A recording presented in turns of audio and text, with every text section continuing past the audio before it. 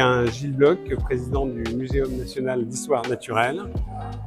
Voilà, moi je suis un scientifique qui vient du monde de la biophysique moléculaire, qui a évolué dans tout un tas de fonctions d'encadrement et sur la fin de ma carrière qui approche, j'ai voulu passer à l'échelle dans la diffusion de la culture scientifique et sur des enjeux particulièrement critiques qui sont notamment la conservation de la nature et la biodiversité.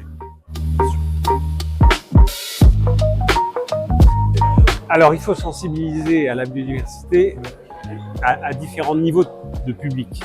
D'abord il faut sensibiliser tout le monde en commençant par les enfants parce que les comportements doivent changer à l'échelle individuelle. C'est-à-dire qu'il faut qu'on soit capable de décider de ne pas déposer son permis de construire pour ne pas étendre sa maison, de ne pas faire sa piscine, de ne pas jouer sur différents facteurs qui mettent de la pression sur les populations vivantes. Et ça, c'est vraiment le niveau individuel. Puis après, il faut sensibiliser des adultes qui sont en position de prendre des décisions. Donc, dans les entreprises, dans les collectivités territoriales, au niveau politique. Et ça, c'est un mode de sensibilisation un petit peu différent, mais qui part des mêmes ingrédients, c'est-à-dire la science qu'on fait sur l'observation de la biodiversité, sur la compréhension des écosystèmes. Et on n'arrivera pas à faire changer le fonctionnement de nos sociétés, le fonctionnement de nos socio-écosystèmes, si les gens n'ont pas compris qu'il faut protéger cette biodiversité. Pour bien protéger, il faut avoir compris à quoi elle sert. On ne protège que ce que l'on connaît. On ne protège que ce qu'on connaît, c'est une citation de mon prédécesseur, voilà. Exactement.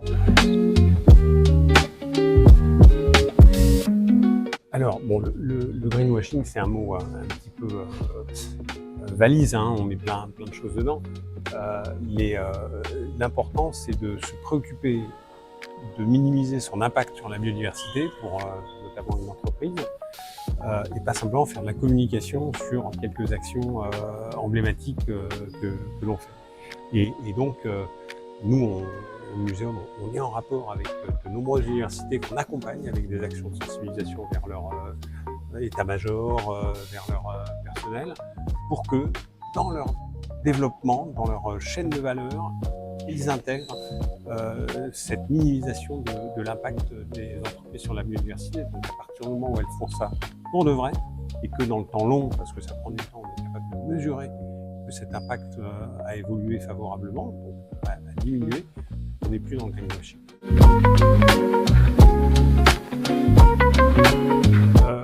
Il y a tout un tas d'échelles auxquelles on peut mesurer.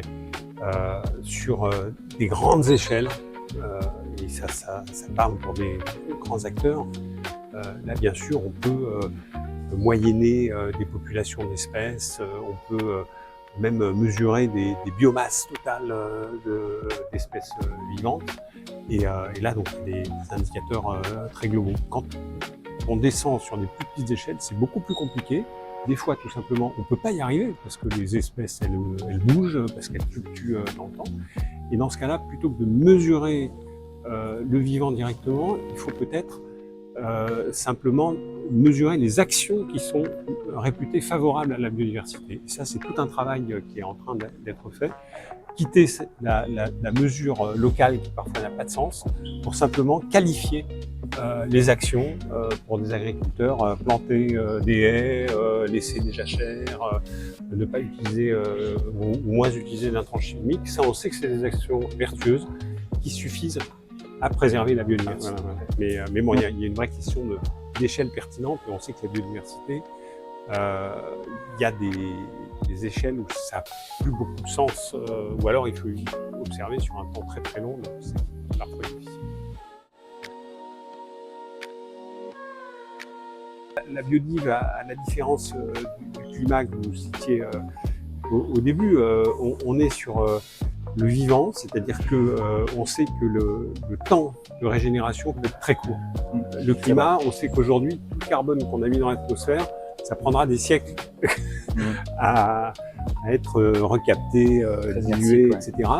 La biodiversité, on sait que si on se met au boulot et qu'on prend les mesures nécessaires pour diminuer les pressions humaines, pour accompagner la restauration quand c'est nécessaire. En 10 ans, en 20 ans, en 30 ans, on a restauré une nature vivante qui n'est pas à l'état originel, mais qui a un état fonctionnel pour les générations futures. Bon, donc ce n'est pas perdu. Agissons ensemble. Merci beaucoup, Gilles. Merci.